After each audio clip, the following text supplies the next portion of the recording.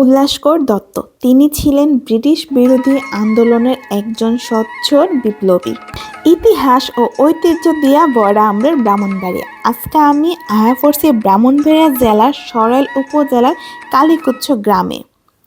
আর এই কালীকুচ্ছ গ্রামের একজন সন্তান কিন্তু উচ্চমাত্রার বোমা তৈরিতে পারদর্শী আছিলেন, আর তিনি হইলেন উল্লাসকর দত্ত।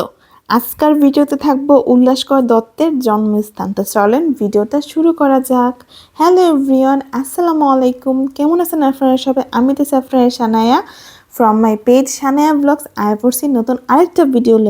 তো আজকে আমরা প্রথমেই যেতেছি গিয়া উল্লাসকর দত্তের বাড়িতে। আমি কোনো সময় গেছি না, আর যেহেতু যাই নাই আমরা চিনতে একটু অসুবিধা হইতেছিল, কিন্তু ওখানে স্থানীয়রা অনেক বেশি ভালো আছিল। আমরা আমাদের গন্তব্যে পৌঁছাইতে অনেক সাহায্য করছে। তো যাইতে যাইতে ভাবলাম যে আমি একটুখানি রাস্তাটার ভিডিও করে নিই। আমার কোনো ভাইরা যদি প্রবাসে থেকে থাকে তাহলে তারা গ্রামটারে দেখতে পারবো। তো আমি সুন্দর করে আমরা একটু ভিডিও করে নিছি। তো এখন আমরা আয় পড়ছি উল্লাস দত্তের বাড়িতে, আর এটা হচ্ছে পিছন সাইডটা। তো আমরা আস্তে আস্তে সামনের দিকে যাবো। তো আমি আগে পিছনটাই দেখতেছিলাম, তারপরে আস্তে আস্তে আমি বাড়ির গেট খুঁজতেছিলাম যে কোন দিক দিয়ে ভিতরে যাওয়া যায়। আস্তে আস্তে করে যাইতেছিলাম গা বাড়ির ভিতরে দেখবার লিগে। আর আমি বুঝতেছিলাম না প্রথমে যে এটা মানে যাওয়ার রাস্তাটা কোন দিকে, যা দিয়ে না আরেকটা বাড়ি আসিল।